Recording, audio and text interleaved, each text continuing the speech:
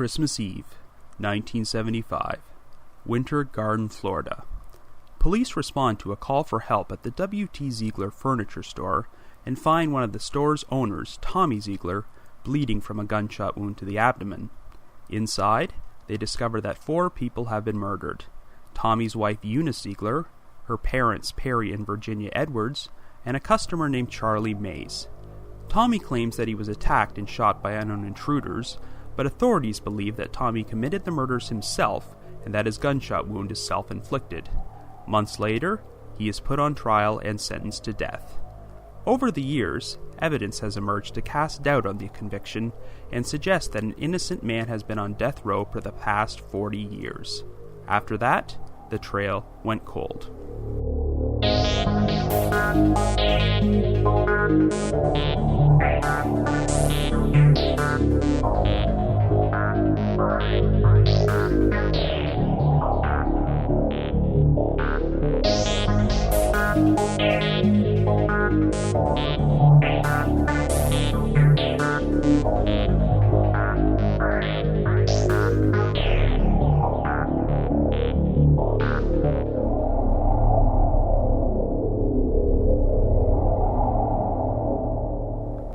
Hello everyone, and welcome to episode number 15 of The Trail Went Cold.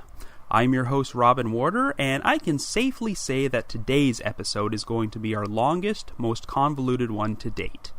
You're probably very familiar with the podcast Serial, which has played a huge role in making true crime podcasts so popular in recent years. As you recall, Serial examined the 1999 murder of a girl named Hai Min Lee, and cast doubt on whether Adnan Syed, the young man convicted of her murder, actually committed the crime. Due to the mammoth publicity this case has received, Adnan Syed has recently been awarded a new trial. So I thought it was about time that The Trail Went Cold did its own Serial-style episode about a case which is technically solved, but is fraught with doubt over the resolution. Today, I am going to be examining the case of Tommy Zeigler, a man who was convicted of 4 brutal murders and has been on death row for the past 40 years. If you're wondering why a man would be kept on death row for 40 years without being executed, that's because this case is very controversial and the state of Florida has always been very worried about the potential backlash they'd receive if they actually went through with Zeigler's execution. This case is actually a listener request from one of the top posters from the Unsolved Mysteries message board at the Sitcoms Online forum, who goes by the handle The Cars 1986. The Cars 1986 has always been a big supporter of this podcast and someone who has delved very deep into the Tommy Zeigler case, so I was quite happy to tackle this one. There's actually a mammoth thread about it at the Unsolved Mysteries message board, and I'd like to give a shout out to a couple of posters from that thread who have discussed this case in depth, including The Cars 1986, Mozart PC27, who has written some very detailed posts and analysis which have been a valuable resource for helping me keep all the information straight, and Killarney Rose, who actually grew up in Winter Garden, Florida, where this story takes place, and provided an interesting perspective about how this crime affected the community. This case was featured on Unsolved Mysteries in 1997 as one of their final appeal stories, and all things considered, it's nothing short of a miracle that they were able to condense this entire story into one 15-minute segment.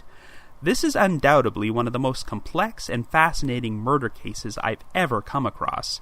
Tommy Zeigler has a slew of supporters who are still fighting to get him out of prison, so I was excited for the challenge of taking this one on. But be warned, however, this is definitely going to be our longest episode to date. In fact, this case is so complex that we're actually going to make this our very first 2-part episode, because otherwise we'd never be able to have this episode finished in time for our release date. But not to worry, instead of waiting the usual 2 weeks, you're only going to have to wait 1 week before we post part 2. I'm not joking when I say that someone could easily do an entire serial-style podcast about this story, spanning 12, 13 episodes. If I were to cover every single piece of information in this case, we'd probably be here for days. But I think I've done my best to cover all the essentials. But before we get started, I've got a very special announcement to make. We've had a lot of requests for The Trail Went Cold to become a weekly podcast and provide more content, which is something we'd really love to do. But my editor McGill and I, we both work regular day jobs, so for the moment at least, our schedules probably wouldn't allow us to produce a full-length episode every week. However, we've come up with what we feel is a suitable compromise: minisodes. There are some interesting cold cases I've been wanting to cover on The Trail Went Cold, but the problem is that they just don't have enough material to fill a 30 to 40 minute episode, and I don't want to shortchange the audience. These cases do have enough material for a 10 to 15 minute minisode, so starting in September, The Trail Went Cold is going to become a weekly podcast, as we will be alternating between our regular full-length episodes about the more extensive cases and 10 to 15 minute minisodes about cases which don't have as many details. We feel this is a good way to provide our listeners with weekly content and provide exposure for more cold cases. So you won't have to wait 2 weeks to hear from us again. The week after we present part 2 of the Tommy Zeigler story, we will be delivering our very first minisode. This is our way of saying thank you to all our listeners and supporters out there, because we wouldn't have made it this far without you. Just a reminder that The Trail Went Cold is currently available for download on several platforms, including iTunes, Stitcher, and Google Play Music. So if you like this podcast, be sure to subscribe to it. If you give us a rating or a review at any of these sites, you're opening the door for us to get more exposure and garner us some potential new listeners. The Trail Went Cold now has its own PayPal account and a new donate button on the website for anyone who's feeling generous. If there's anyone out there who feels like making a donation, we would be incredibly flattered and greatly appreciate it. We'll be sure to give any of our generous donors a shout out on a future episode. We've recently gotten quite a few donations, including from some listeners named Michael and Lynn. So thank you very much, folks. We are very humbled by your generosity. So with that out of the way, it is now time to delve into the enormous rabbit hole, which is the Tommy Zeigler case. Our story begins on Christmas Eve in 1975 in the town of Winter Garden, Florida. Our central figure is 30-year-old William Thomas Zeigler Jr., who goes by the name Tommy. Tommy works at W.T. Zeigler Furniture, a store which is owned by his parents and has been a fixture in the community for 36 years. The Zeigler family is very well off, as in addition to the furniture store, they also own several apartment buildings in the area and are worth over $1 million at this point. Tommy's wife is 32-year-old Eunice Zeigler, who originally hails from the town of Moultrie, Georgia, and the couple has been married for 8 years. On this particular night, Eunice's parents, Perry and Virginia Edwards, have traveled down from Georgia to spend the holidays with their daughter and son-in-law. When Christmas Eve arrives, Tommy spends the day working at the furniture store until it closes at around 6 p.m. Tommy and Eunice are planning to bring the Edwards back to the store in about an hour so they can pick out a recliner as a Christmas gift. After that, Eunice, Perry, and Virginia will attend a church service until 8:30, and then Eunice and Tommy will head off to the Christmas party. After the store closes, Tommy has one of the employees from his store, Curtis Dunaway, follow him back to his home. Dunaway is planning to travel to Orlando for a family gathering on Christmas Day, but his Oldsmobile has been experiencing car trouble. Earlier that day, Tommy offered to switch vehicles with Dunaway so that he wouldn't run the risk of having his Oldsmobile break down during his trip to Orlando. Dunaway is invited into the Zeigler home, and he claims that everyone there, from Tommy to Eunice to her parents, appears to be in great spirits. He then switches cars with Tommy and drives off. Sometime around 7 p.m., Eunice and her parents traveled to the furniture store to pick out the recliner. And over the course of the next 2.5 hours, events would transpire which have been analyzed and heavily debated for the past 40 years. At around 9:18, the host of the Christmas party the Zeiglers were planning to attend received a phone call from Tommy, who asked to speak to one of the guests, Don Fickey. Fickey was one of Tommy's closest friends and just happened to be the town's police chief. When Fickey took the call, Tommy frantically told him that he'd been attacked at his store and was shot, so police were immediately dispatched to the scene. When they arrived several minutes later, they found Tommy stumbling out through the store's entrance with a gunshot wound in his abdomen, so he was instantly rushed to the hospital.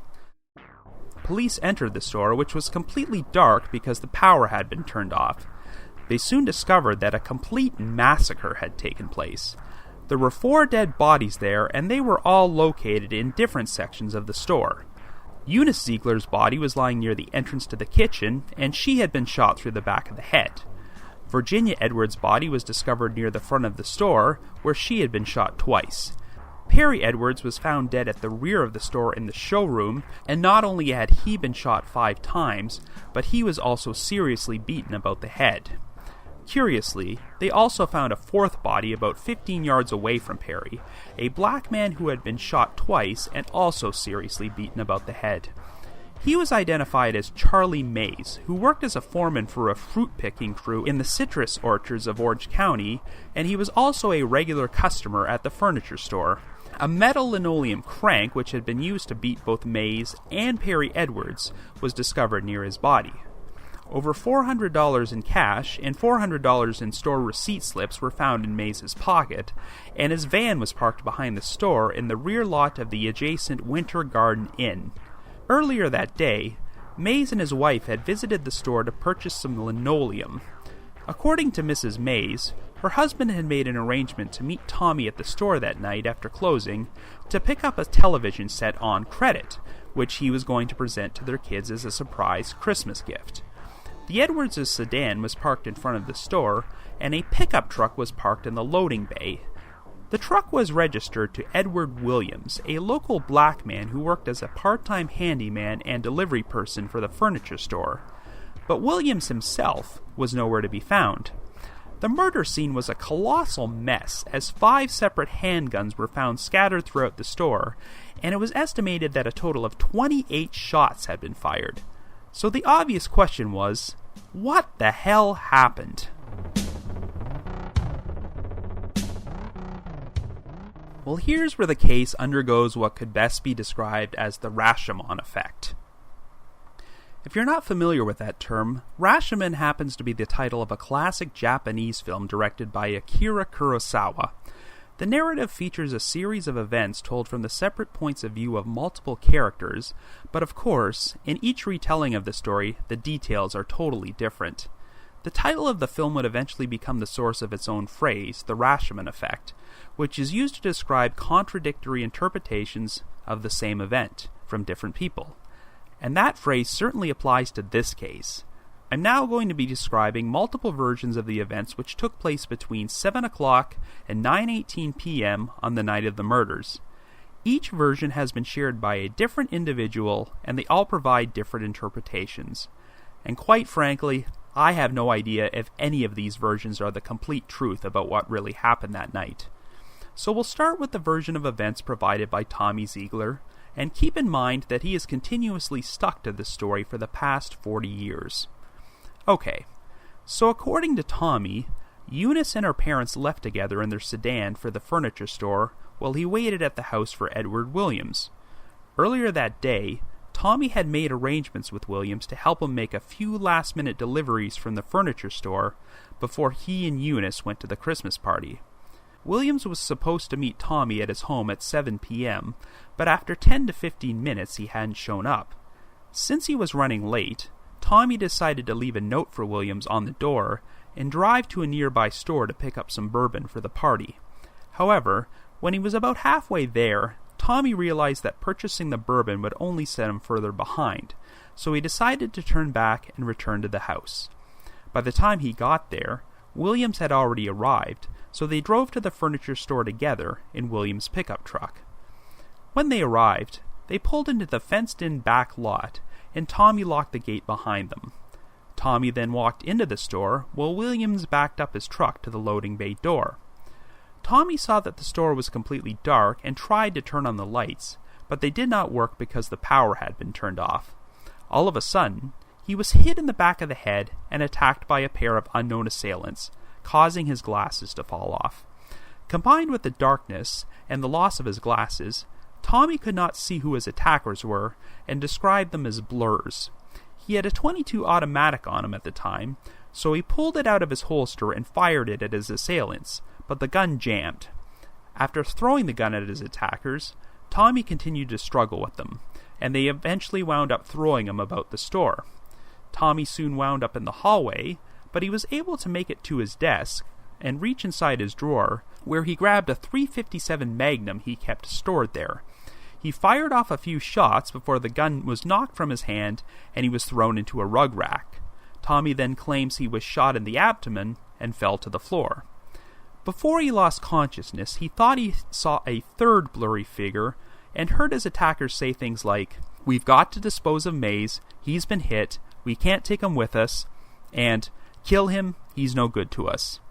When Tommy awoke, he made it to the phone and called the Christmas party in order to speak to Chief Don Fickey. After finishing the call, Tommy walks to the front door and stumbles outside when the police arrive. He claims he never came across the bodies of his wife or his in-laws and did not even learn they'd been murdered until after he was taken to the hospital. And he also had no idea what happened to Edward Williams after he was attacked. So on the surface, it seemed like Tommy had walked into the store in the middle of a robbery. Since Charlie Mays was found with cash and store receipts in his pocket, it's possible he was involved and that Tommy wounded him when he fired off his .357 Magnum. If the words Tommy overheard from his attackers are accurate, Mays' accomplices probably finished him off to avoid taking him to a hospital. Well, right from the outset, the lead investigator on the case, Don Fry, had doubts about Tommy's story. There were many reasons for this, but one piece of physical evidence he found suspicious was Tommy's holster, which was discovered on top of Mays' blood spatters. There was no blood on the holster, which means the spatters had to already have been dry when the holster ended up there. There also appeared to be a trail of blood leading from the telephone to the front door. Fry thought that Tommy might have inflicted his gunshot wound on himself after his phone call to Chief Fickey. His suspicions were soon affirmed when a black man named Felton Thomas surfaced. At around 2:30 a.m. on Christmas morning, Felton Thomas turned himself into the police and provided a crazy story which I guess we'll call version number 2 of the events from that night. Thomas worked as a fruit picker on Charlie Mays' crew and claimed he was having an ordinary Christmas Eve until Mays approached him, asking him if he would accompany him in his van to Zeigler Furniture. Mays told Thomas that he had made arrangements to pick up a television set at the store after closing and needed Thomas's assistance with moving the TV into his home. So the two men drove to the store and parked the van in the rear lot of the adjacent Winter Garden Inn. Thomas notices that the store is completely dark at this point, and the Edwards' sedan is parked out front. It isn't long before a white man drove up in a light-colored Cadillac to meet them. Thomas would identify this man as Tommy Zeigler, though he claimed he'd never met him before this night. Zeigler tells Mays that the store is locked, but that someone is supposed to drop by and give him the keys. In the meantime, Zeigler wants to know if Mays and Thomas would like to accompany him somewhere, so he can show them something. Both men agree, so they climb into Zeigler's car and drive to a nearby orange grove. It's here that Zeigler pulls out 3 brand new guns, which he claims he has recently bought. He asks Mays and Thomas if they would like to try them out. They both take him up on his offer and fire a couple of shots into the orange grove. They then drive back to the store, but Zeigler becomes frustrated because the person who is supposed to deliver the keys hasn't arrived yet. So he asks Thomas to pull the electrical switch to turn off the store's power, which Thomas does. And then Zeigler decides that maybe they should break into the place. Zeigler picks up a pipe to break one of the store's rear windows, but Mays expresses his discomfort at breaking into the place. Zeigler then decides against it and remembers that he might have an extra key at his house. So the 3 men climb into the car and drive to the Zeigler home, which is only a couple of blocks away, and pull into the driveway. It's here that Thomas remembers seeing a car parked in the driveway. Zeigler enters the garage and returns with an extra key, but he is also carrying a box of bullets with him. As they drive back to the store, Zeigler asks Mays to take the bullets out of the box and reload the guns. When they arrive, Zeigler asks Mays to accompany him into the store through the front door, but by this point, Thomas has grown very uneasy about Zeigler's behavior. After Mays walks inside, Zeigler invites Thomas to come in, but Thomas does not like the idea of walking into a completely dark store with this complete stranger. So Thomas exits the vehicle and just takes off. At around 8:30, he bumps into a friend of his at a nearby mall who then drives him to the town of Oakland. Several hours later, Thomas hears that Mays and a bunch of other people in the store have been murdered, so he decides to turn himself into the police. And it's at around this exact same time that the conspicuously missing Edward Williams resurfaces to also turn himself into the police. Believe it or not, Williams provides the police with an empty .38 revolver, and it turns out this exact weapon was used to fire bullets into the heads of Perry and Virginia Edwards. The guy's got one of the murder weapons in his possession, and his truck is parked behind the furniture store, so you'd think the cops would absolutely throw the book at Williams, right? Not quite. Williams claims he had nothing to do with the murders, and provides the police with version number 3 of the events from that night. Remember how Tommy Zeigler said that Williams was supposed to meet him at his house at 7 p.m. to help him make some deliveries? Well, Williams claims the meeting was not supposed to happen until 7:30. When Williams arrived, Zeigler wasn't there, but he'd left a note on the door stating he'd be right back. 10 minutes later, Zeigler pulls into the driveway in Curtis Dunaway's car, and Williams sees that he has 2 black male passengers with him, whom we can only assume are Charlie Mays and Felton Thomas. Zeigler quickly goes in and out of the house and asks Williams if he can wait 10 more minutes. Zeigler then leaves again, but stays gone for quite a while. At around 8 p.m., Williams remembers seeing a white couple briefly pull into the driveway before they turn around and leave, but he isn't sure who they are. Anyway, Zeigler does not return to the house until around 8:25 or so, and he parked Dunaway's car in the garage. Williams sees Zeigler washing his hands in the garage sink, wiping down the car, and notices what appears to be a stain on his pants. Anyway, Zeigler climbs into Williams's pickup truck, and they both drive to the furniture store. At around 8:40, they park behind the store in a fenced-in back area, and Zeigler locks the gate behind them. Zeigler enters the store through the rear door, while Williams takes a moment to urinate outside, which kinda seems like a strange thing to do, considering that there were washrooms inside the store. But anyway, Williams finally goes inside and sees that the place is completely dark. It's here that Zeigler suddenly jumps out and appears to fire 3 shots at Williams from a .38 revolver, but it only makes a loud popping sound, possibly because the gun is either empty or jammed. Of course, Williams freaks out and runs outside. Zeigler then appears in the doorway and apologizes, assuring Williams that he thought he was someone else and that it was all a big misunderstanding. He then places the .38 in Williams' hand to put him at ease, and tries to convince him to come back in the store.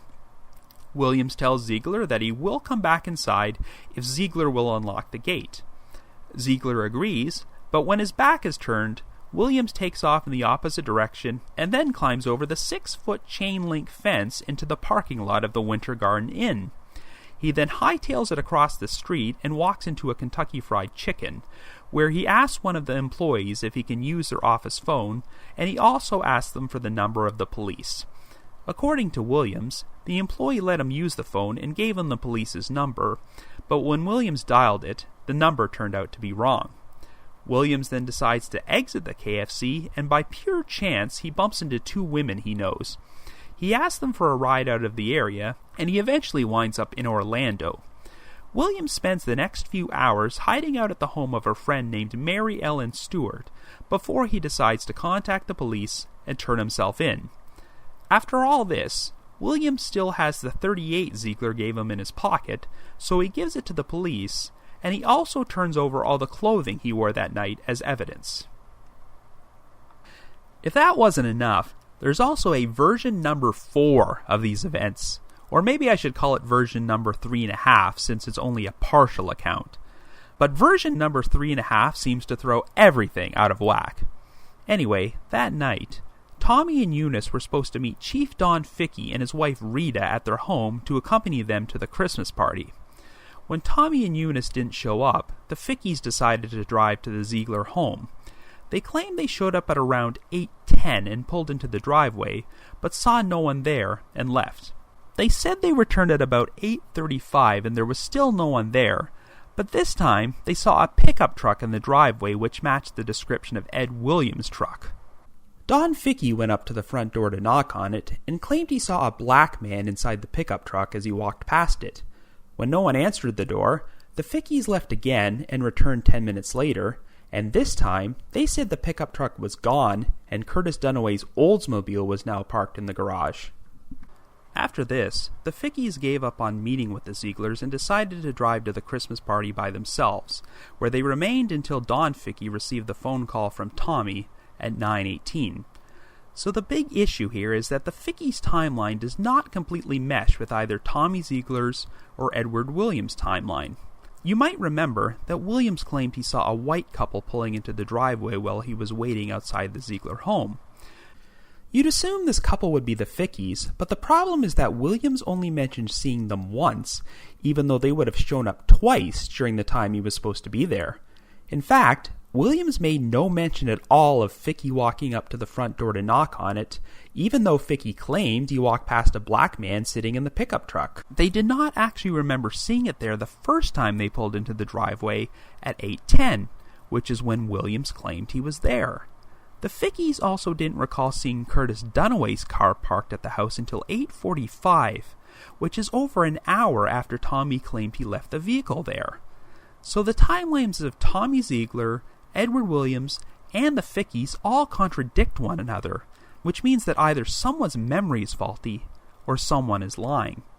But in spite of these inconsistencies, the police do believe that Edward Williams and Felton Thomas are telling the truth, and they are certain that Tommy is lying and responsible for all 4 murders. Their theory is validated once they discover that Tommy has taken out 2 separate life insurance policies on Eunice in the preceding months and stands to collect $500,000 from her death. So here is the police's scenario for how they believe the murders went down. Their theory is that Tommy drove Eunice to the store between 7 and 7:30 and shot her in the back of the head as she was entering the kitchen. Perry and Virginia Edwards drove to the store separately and parked their sedan outside, but Tommy proceeded to shoot both of them once they entered the store. At some point, Perry tried to put up a fight, so Tommy bashed him across the head with a metal linoleum crank. A bullet damaged a clock inside the store and caused it to stop at 7:24, so at least one of the murders probably took place at this exact time. Shortly thereafter, Charlie Mays and Felton Thomas arrive at the store, and Tommy drives them to the orange grove to fire off the 3 guns.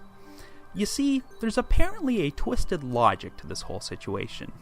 Tommy has just used these guns to commit the murders, and now wants to get Mays and Thomas's fingerprints on them. He also wants to get gunshot residue on the 2 men's hands, so he can frame them for his crime. Tommy then drives them back to the store, and asks Thomas to turn off the power, possibly so he can get Thomas's fingerprints on the electrical switch. Tommy then decides to use a pipe to smash a window, so that it will create the illusion of a break-in. Tommy's next step is to drive Mays and Thomas back to his home, where Edward Williams is waiting for him.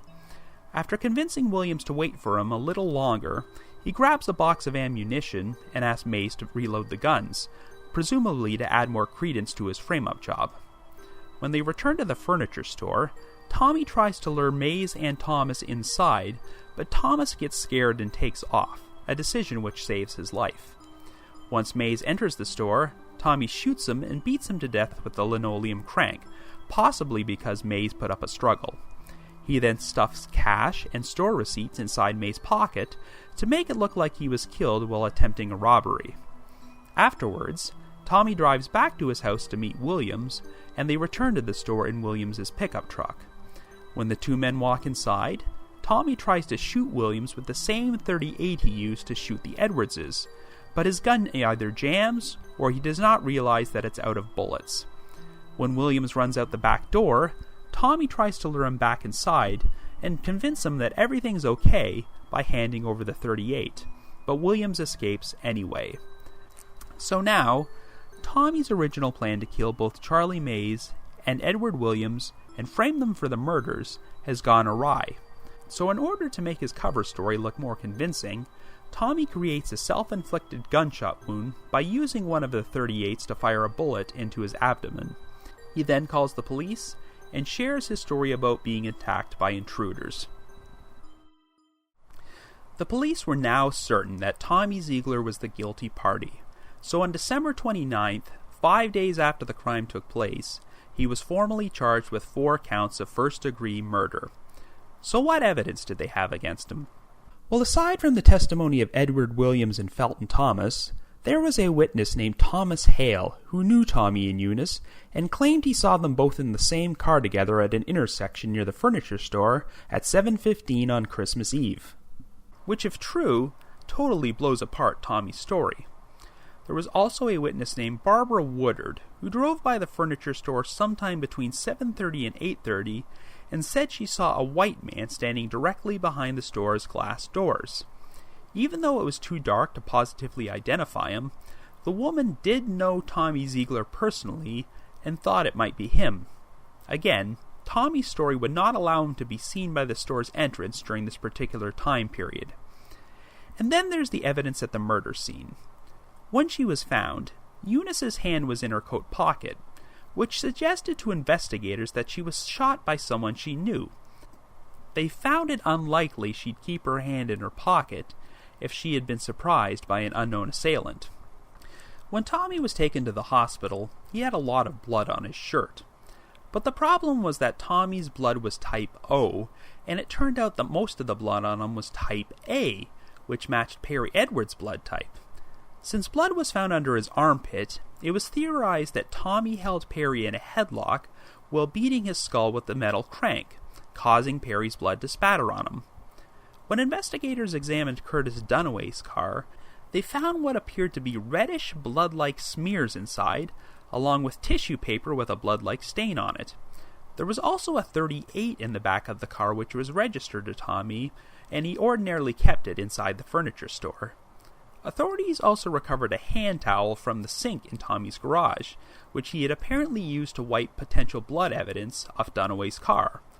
All but 2 of the handguns found inside the furniture store were registered to Tommy, but the 2 unregistered guns were traced to a man named Frank Smith, who had purchased them from an Orlando pawn shop in June. And when Smith was tracked down, he actually claimed he had sold them to Tommy Zeigler back in June. However, Smith never actually met Zeigler face-to-face and said he only spoke to him over the telephone. In fact, Edward Williams allegedly acted as their intermediary and personally delivered 2 guns to Zeigler. Corroborating testimony was also provided by Mary Ellen Stewart, who claimed she had recommended Smith to Zeigler when he expressed an interest in purchasing untraceable guns. And if you'll recall, Edward Williams was hiding out at Mary Ellen Stewart's place in Orlando when he turned himself into the police. But then there was the issue of motive. On the surface, Tommy had a pretty good motive since he stood to collect $500,000 in life insurance from Eunice's death. Yet the problem here was that Tommy was already pretty wealthy. Remember how I said earlier that the Zeigler family was worth over $1 million at that time? In the majority of these cases where someone murders their spouse to collect life insurance, the perpetrator is often experiencing serious financial issues at the time. But that was certainly not the case with Tommy Zeigler. And even if he did want to murder Eunice for the insurance money, why murder her parents as well? Well, the police got a bit of an answer when Eunice's brother, Perry Edwards Jr., traveled down from Georgia.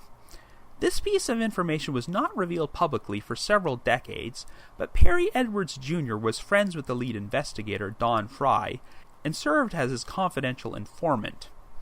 According to Perry Jr., his parents didn't travel to Winter Garden just because they wanted to spend the holidays with Eunice. They were planning to take her back home after she ended her marriage with Tommy. You see, Tommy was apparently a closet homosexual who had affairs with other men. Once these rumors got out, one of Eunice's friends came forward with a story about how Eunice had caught Tommy in bed with another man. When someone is charged with murder, it's usually inevitable that all sorts of unsavory rumors about them start surfacing in the community. Stories started spreading throughout Winter Garden about how Tommy had always been this stone-cold psychopath who liked to torture animals and had once cut off the leg of the family dog when he was a kid. They said that Mrs. Zeigler was this domineering mother and that Tommy had once tried to drown his own father right in front of her and she did nothing to stop him. During his testimony at the preliminary hearing, Don Fry gave this priceless quote, "This is the type of pattern of a man who is brought up by a passive father and a dominant mother. There are rumors going around that Tommy Zeigler is a homosexual. I haven't been able to prove or disprove that. You will note that each of these men were beaten, but none of the women are. Why is this so? Schools that I have been to say that this act can be interpreted as that of a homosexual, a man trying to be bisexual. During the time he committed the beatings, all inside him, he was saying, I am a man. You see, I'm a man. I've got power. This can also be considered as retaliation of the mother, trying to break from the mother. Of course, it's somewhat convenient that no one ever heard any of these horror stories about Tommy until after he was charged with multiple murders, and no one has ever found any evidence that Tommy conducted homosexual affairs, or tortured animals, or tried to drown his father. It was nothing more than hearsay, as everyone who shared those rumors would say they heard them somewhere, but no one ever corroborated any of these stories.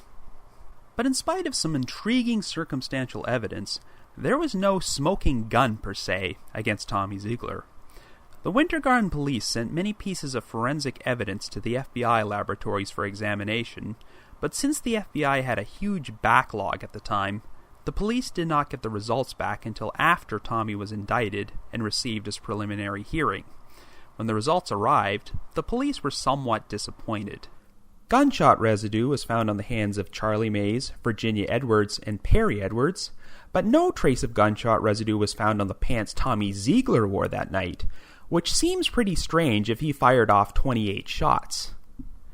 Even though most of the guns found at the murder scene could be tied to Tommy, there were no usable fingerprints on any of them. A slug was found in the orange grove where Felton Thomas claimed that he and Charlie Mays had fired off Tommy's guns, but it could not be tied to any of the murder weapons. There were bloody shoe prints in the store which could not be matched to Tommy.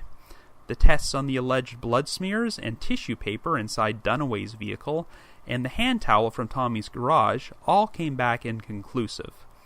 It also turned out that the .38 found in the back of Dunaway's car had never been fired. But in spite of all this, the state still decided to go to trial. For his defense, Tommy hired attorneys Vernon Davids and Terry Hadley, and it's worth noting that these two have remained loyal to him for the past 40 years. In order to remember more details from the night of the murders, Tommy's lawyers asked him if he would be willing to take the drug Brevitol sodium, which is essentially a form of truth serum. The doctor who administered this truth serum test flat out told Tommy that he would not be able to beat it if he was hiding something, but Tommy agreed to it anyway. And while he was under the influence of the drug, he told the exact same story about what happened that night and provided more vivid details. In fact, you can actually watch the video of the entire session on YouTube. But even though Tommy passed the truth serum test, they have about the same legal weight as lie detector tests when it comes to being admissible as evidence, so the results would not be allowed to be presented at trial. And while we're on the subject of lie detector tests, I know they're not considered 100% reliable, but it should be noted that when Zeigler's story was being considered for unsolved mysteries during the 1990s, the producers of the show asked him to take a lie detector test without any attorneys present, and he passed that test as well. So let's move on to the trial, which had a lot of complications. And I'm just going to say this right up front. Regardless of whether you believe Tommy Zeigler's innocent or guilty, I'd say it's pretty clear-cut that he did not receive a fair trial. The prosecution did not exactly go out of its way to turn over all the evidence to Tommy's attorneys, so they really did not have enough time to prepare an adequate defense for trial. As an example, the defense wanted to test the pants Edward Williams turned over to the police to see if there were any traces of gunshot residue in the pockets, which might corroborate his story about Tommy giving him the murder weapon. Well, the prosecution took their sweet time turning the pants over to the defense, and by the time they got the pants tested and found out there were no traces of gunshot residue in the pockets, it was too late to use them as evidence at trial. But the biggest issue with the trial had to be the judge, Maurice Paul. Before I talk about him, I should provide some historical context about race relations in Winter Garden, Florida in 1975. Quite simply, they were not great, as the town was still fairly segregated at this time. In fact, one of the few upper-class white citizens who went out of his way to help the black community was Tommy Zeigler.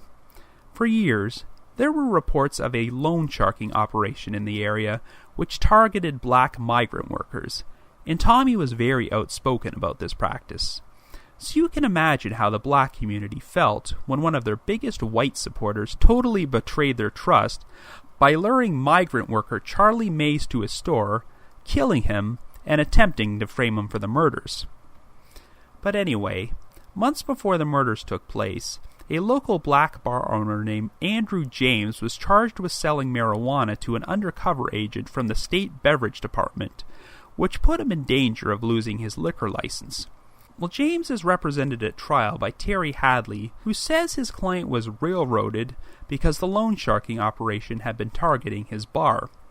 Without hesitation, Tommy Zeigler agreed to act as a character witness for James at a time and a place when it was very unusual for a prominent white businessman to testify in favor of a black defendant. On the other side, the undercover beverage agent who allegedly bought marijuana from James, he had his own character witness, Judge Maurice Paul. In the end, James got to keep his liquor license and the agent was forced out of his job. Now, as you can imagine, it's very unusual for judges to testify as character witnesses at a trial, because this can be a very uncomfortable situation for the attorneys. I mean, it's gotta be pretty awkward to pick apart a judge's testimony when the guy might be presiding over one of your trials sometime in the future. Well, that's exactly what happened to Tommy Zeigler and Terry Hadley. Zeigler and Paul had testified on opposing sides in another trial, Hadley had cross-examined the judge, and the entire case played a role in forcing one of Paul's friends out of his job. And now, Judge Paul was going to be presiding over Tommy Zeigler's murder trial. Naturally, the defense felt this was a major conflict of interest, and made numerous requests for Judge Paul to recuse himself, but he denied all these motions. If you look over the trial as a whole, it's obvious that Paul was pretty biased in favor of the prosecution, and the defense was at a considerable disadvantage. So let's discuss how the defense tried to counter the prosecution's evidence. One of the main issues was the state of the blood on Tommy's shirt surrounding his gunshot wound. The state's theory was that Tommy had shot himself in the abdomen immediately before, during, or after he made the phone call to Chief Fickey. It only took about 3 minutes to the police arrive after the call, yet there are many reports which state that the blood on Tommy's shirt was already dry. This would suggest that the wound was made long before he made the phone call, adding credence to Tommy's story that he had been shot and passed out for a considerable amount of time. Given the inherent risk of bleeding to death, the defense's argument was that it would make no sense for Tommy to shoot himself until after he finished the phone call, in which case the blood would not have already been dry by the time the police arrived. Furthermore, Tommy had been shot with one of the .38s.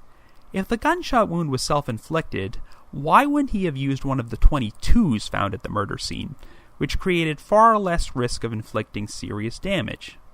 It's also worth noting that the physician who examined Tommy after the murders did testify that there was a lump on the back of his head, which seemed to corroborate his story about being attacked by intruders.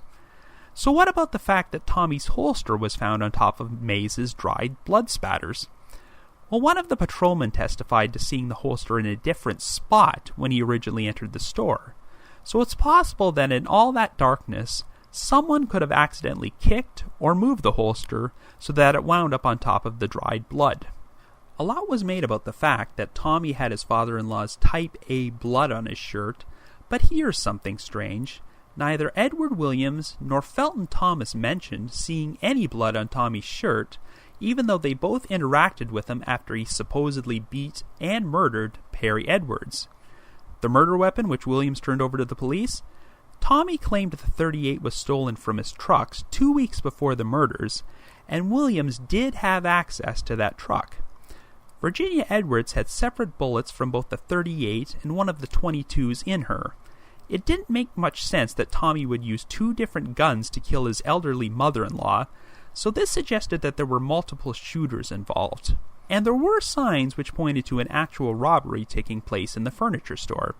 2 diamond rings which Eunice usually wore were not listed among the evidence, and even though Tommy's father had allegedly given her $40 that night, no money was found on her.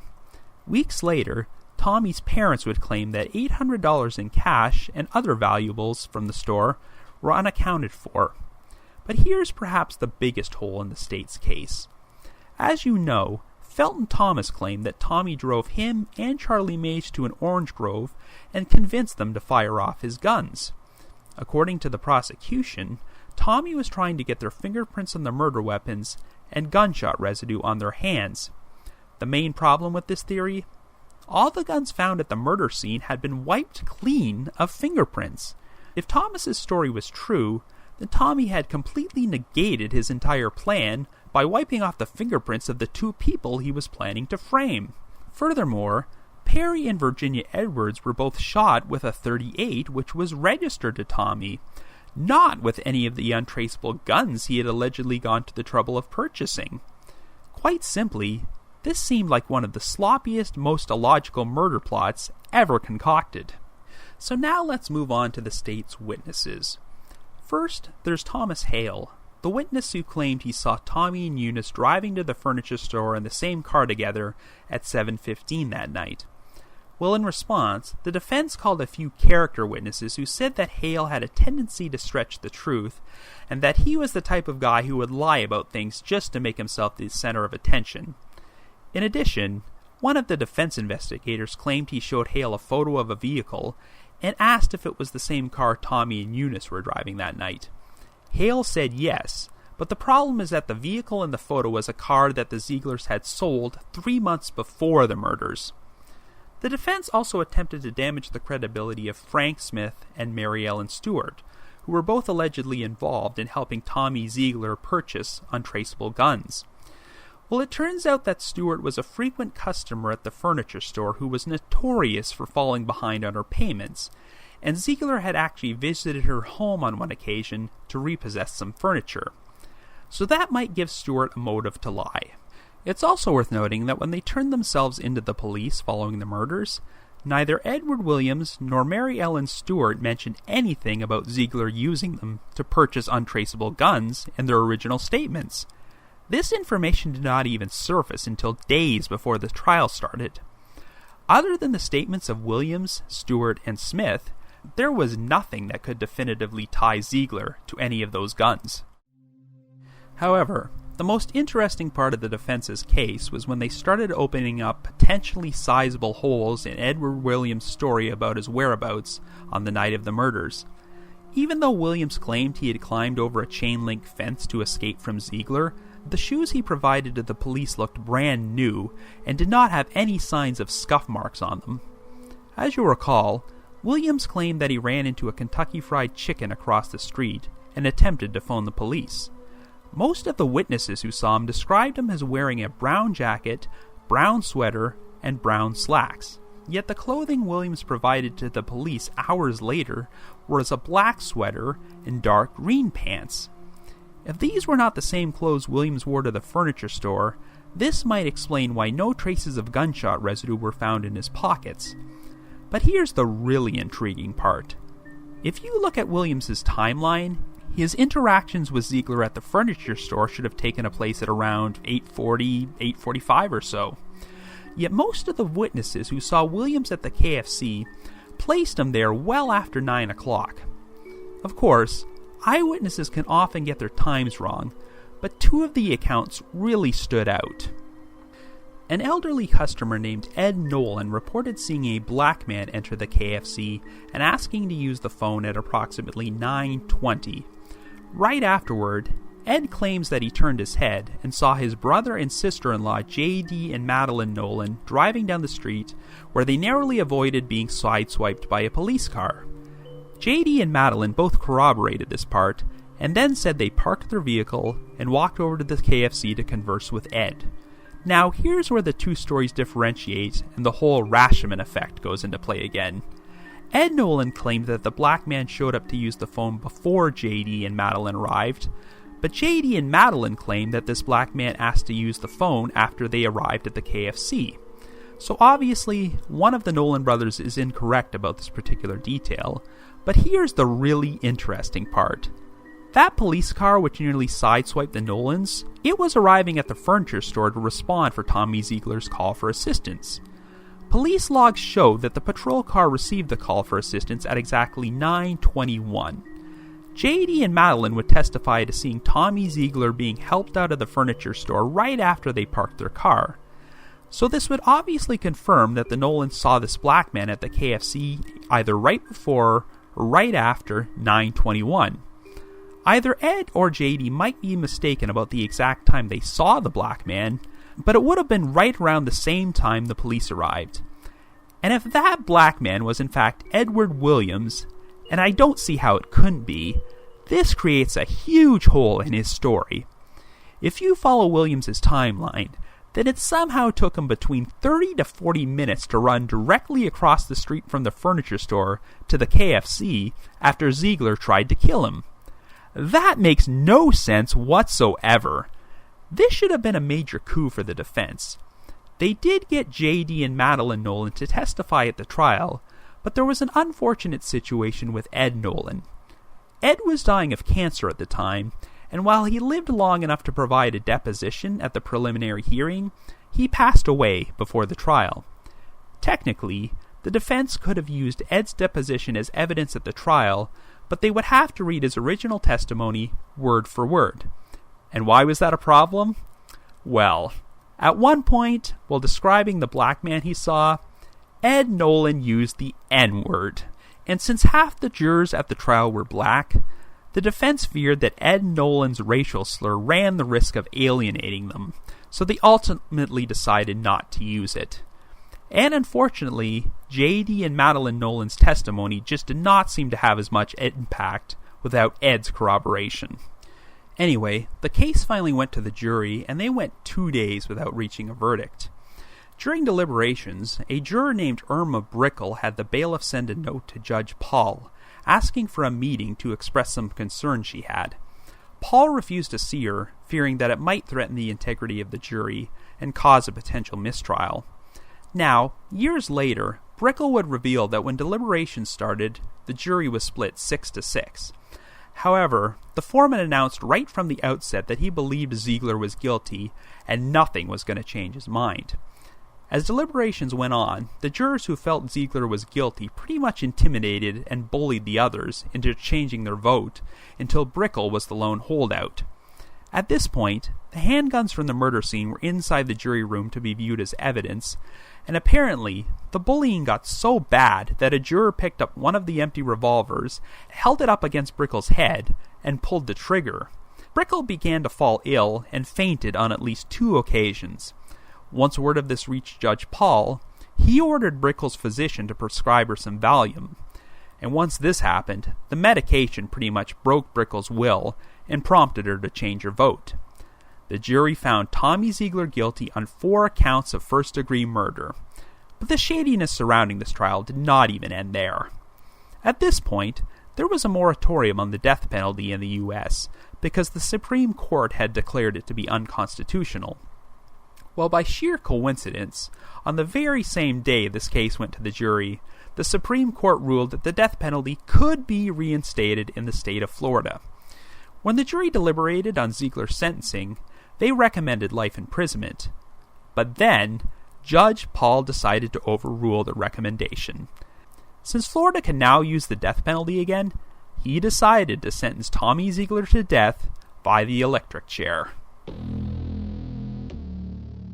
And I'm sorry, folks, but I'm afraid I will have to leave you on this cliffhanger. Next week's episode will be part 2 of the Tommy Zeigler case, in which I will be presenting a lot of major developments which have occurred in the years following his conviction, as well as provide my own personal analysis. But fear not, you will only have to wait 1 week instead of the usual 2 to hear the conclusion of the story. Trust me, it will be well worth the wait. If you'd like to get in touch, you can email me at robin.warder@icloud.com. That's robin.warder@icloud.com. robin.warder@icloud.com. Also, be sure to check out The Trail Went Cold on Facebook and Twitter. We're now available for download on iTunes, Stitcher, and Google Music, so be sure to leave us a rating or a review at any of these places, because that will help us garner more exposure. And like I mentioned earlier, we also have a donate button on our website, so if you're feeling generous and want to express your appreciation for all the hard work we put into this podcast, we'd be extremely grateful. I want to thank all my loyal listeners and supporters out there, especially those from the aforementioned Unsolved Mysteries message board at the Sitcoms Online forum and the Unresolved Mysteries subreddit. I need to provide the obligatory shout-out to McGill Foote, who edits and assembles this podcast together for me, and is the managing editor of The Back Row, the website which hosts this very podcast. And of course, a big shout-out to Vince Nitro, who composes the eerie music you hear on every episode. You can also check out my true crime and mystery articles at crack.com and listverse.com, and there's plenty of other non-true crime content you can find right here at The Back Row. So have yourself a good 2 weeks. Nope, scratch that. Have yourself a good week, and join me next Wednesday to hear the conclusion of this story on a brand new episode of The Trail Went Cold.